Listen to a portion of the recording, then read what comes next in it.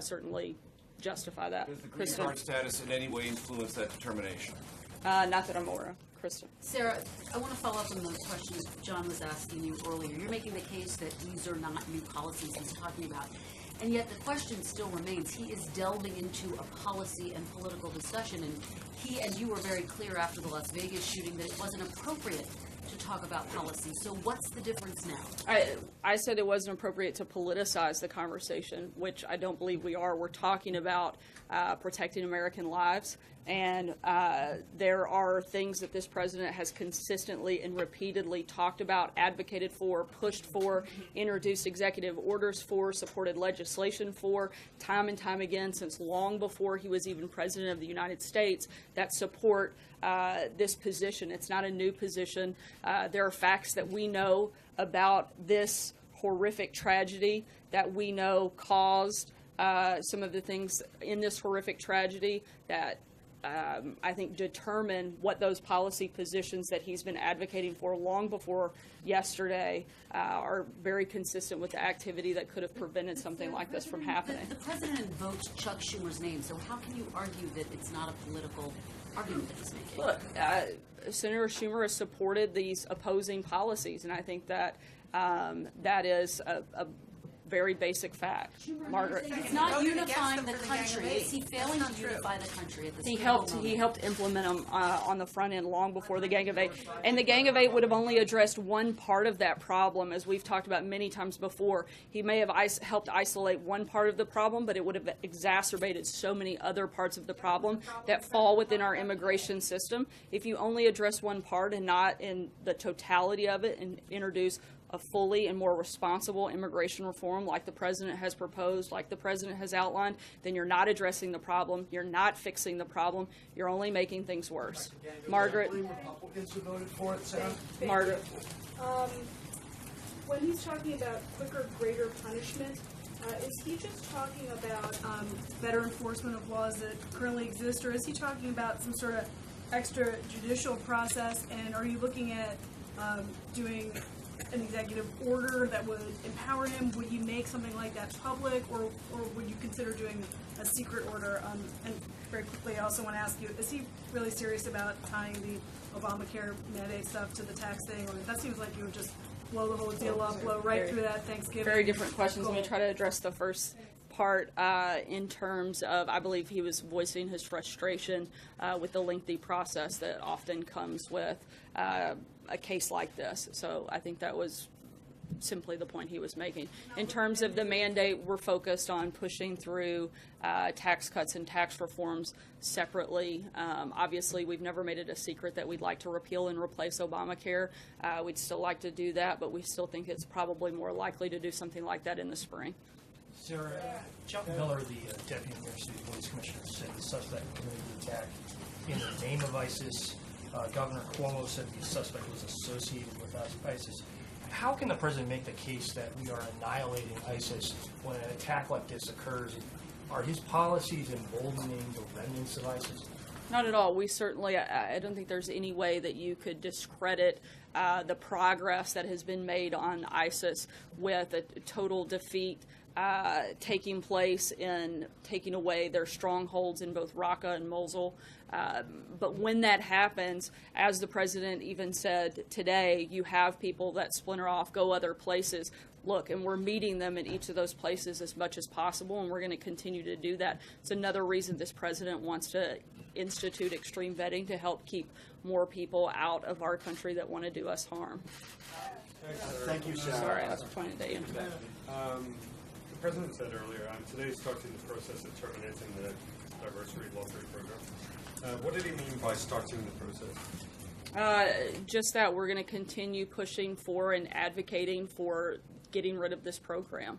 Something he's talked about. We'd like to see the lottery visa program not be part of any immigration system that we have in this country. Okay, sorry, just to follow up on Margaret's question. So the president isn't considering any broader criminal justice reform?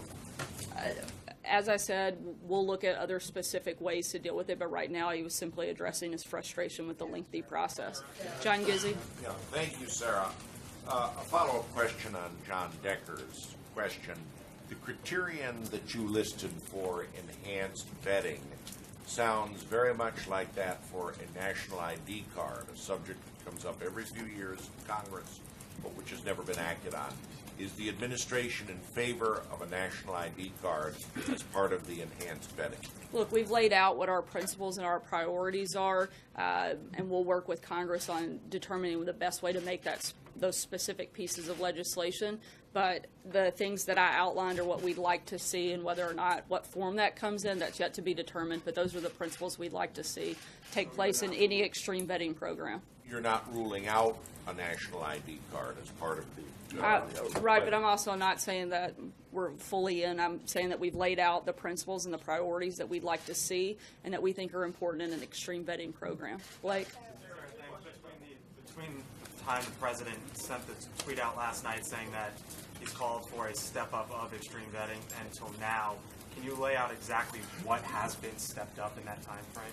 Look, I think he's taken a call to action. I know he's spoken several times with members of his national security team to look and see what specific things can be done. But we have put in place executive orders already since the president's taken office that help go as far as we can at this point.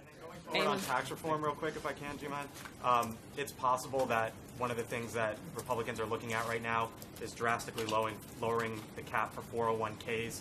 The administration has consistently said that this tax plan has to help the middle class. So how would bringing down the cap on 401ks help the middle class? Look, we're continuing to work with the House. I'm not going to negotiate, as I've said, I think every day this week with you guys here in the media. I'm going to let the economic team here at the White House work with members of both the House and Senate to put forth the best bill possible. We also are making sure that the priorities that we've laid out, including helping the middle class, are part of the final piece of legislation. We support where we are in the process right now, and we're going to continue working with both the House and Senate to make sure we get there. Eamon?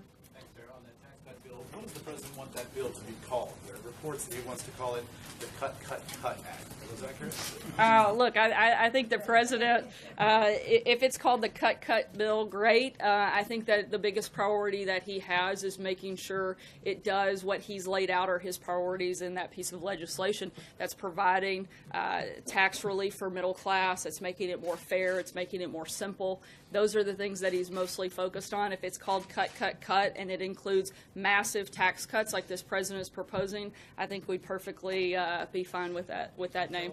Federal Reserve Chair pick is a man or a woman? No, I cannot tell you that, but I can once again echo that it's not Major Garrett again today. Still consistent on mentioning. Poor Major. Go ahead, Pierre. Sarah, the president talked about wanting merit-based immigration today, and then criticize the diversity visa program. Is he aware that the diversity visa program actually does have a merit-based component to it? Look, there may be a component of it, but the fact that we have a lottery system that randomly decides who gets the greatest opportunity in the world, one of the best things that we have in this country is the fact that everybody wants to be here, and to give that away randomly, to have no vetting system, to have no way to determine who comes, why they're here, and if they want to contribute to society is a problem. And the president strongly supports making sure that the people that come here want to be here for the right reasons and not to bring harm to our country. And I don't think that's something that any American shouldn't want to support. Jim? They are ranked by their job that they have had, and they have to have minimum education. Peter, the whole idea is that they are randomly selected. This isn't. And have a certain ranking. It's the lowest level of criteria that any part of our immigration system has is through the lottery system. And so to try to argue that this is a system that thoroughly vets people is just shows a total lack of understanding for what this process is. Jim? Come in since the Uzbek gentleman yesterday came in. 350,000 people come in the country on this program. One of them now apparently has been accused of a terrorist act. One of the 350,000 create a problem then for that program? There may be more. Look, all I know is that you can't randomly select people and not have them thoroughly vetted and not have the ability to know whether or not these people want to do good things or bad things when they get here. I don't think it's unreasonable to ask that people that want to come to this country go through a vetting process to make sure that when they get here, they want to contribute to society and not harm the people of this country. Sure. Jim? Why did the president call the U.S. justice system a joke and a laughing stock during his comments in the Congress? That's not what he said. He said that the system of justice in He this said country that is a process. joke. He said the process has people calling us a joke and calling us a laughing stock. Look, I think, as I told Margaret, he's simply pointing out his frustration of how long that this process takes, how costly this process is, and particularly for someone to be a known terrorist, that process shouldn't move faster. That's the point he's making. That's the frustration he has. April. Separate subject, if I could, just other folks have a couple of questions each. Getting back to George Papadopoulos, does the President recall at that March 31st, 2016 meeting of his National Security Advisory Board, Mr. Papadopoulos suggesting a meeting between then-candidate Trump and Vladimir Putin? Does he recall that? No, I don't believe he does. April. Sarah, two questions. First, Mary Frances Berry, the former head of the U.S. Commission on Civil Rights, says everyone wants vetting, but to stop people from coming because they come from different countries is totally wrong. What say you? Nobody said because they come from a different country. I think that's the whole definition of immigration, is that they wouldn't be U.S. citizens. We certainly haven't said that immigration as a whole should be outlawed. So, the diversity lottery is specifically for those coming from other nations that you are not favoring right now because you believe that there is a possibility of terrorism. I believe that we have a fundamental right to protect the people of this country, and if we see or think that someone is a threat to United States citizens, that we should take every precaution that we can to protect the people of this country. And I don't think most Americans would disagree with that. In fact, most Americans do support extreme vetting and certainly support the protection of the citizens of this country. And second question, last question, compromise, the issue of compromise. What is the definition of compromise as it relates to slavery and the Civil War? Look, I'm not going to get in and relitigate the Civil War. It's like I told you yesterday. I think I've addressed the concerns that a lot of people had and the questions that you had, and I'm not going to relitigate history here. When you left, so and I'm going to ask the question again.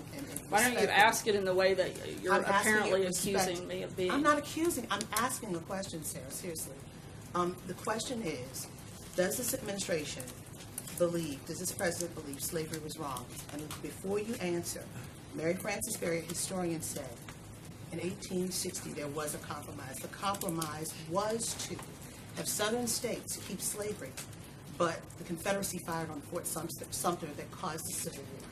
And because of the Civil War, what happened? The North won.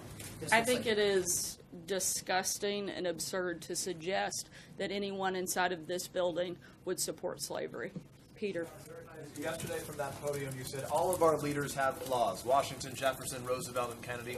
What are President Trump's flaws? Probably that he has to deal with you guys on a daily basis. He doesn't, in fairness, he doesn't deal with us on a daily basis. So what would you say in sincerity? Most every day, actually, he What does. are his flaws then, I guess? Simple question. Yeah, I just gave you one. Trey. Thanks, Sarah. Two questions for you. What does the future of Guantanamo Bay look like under the Trump administration?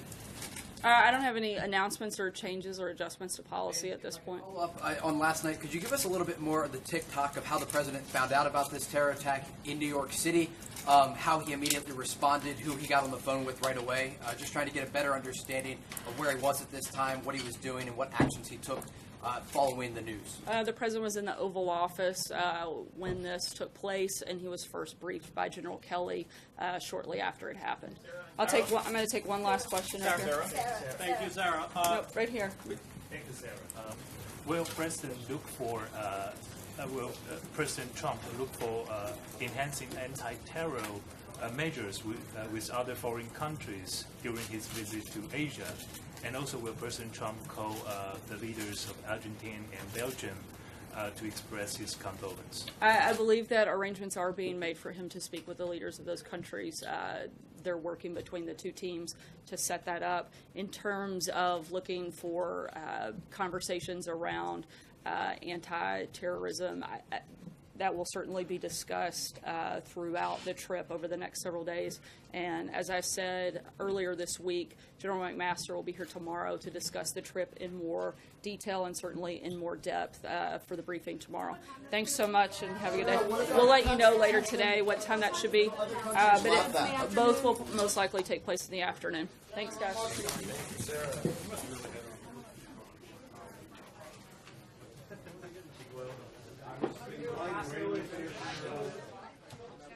Yep, I got you. I've got everybody. I can hear everything. I'm good.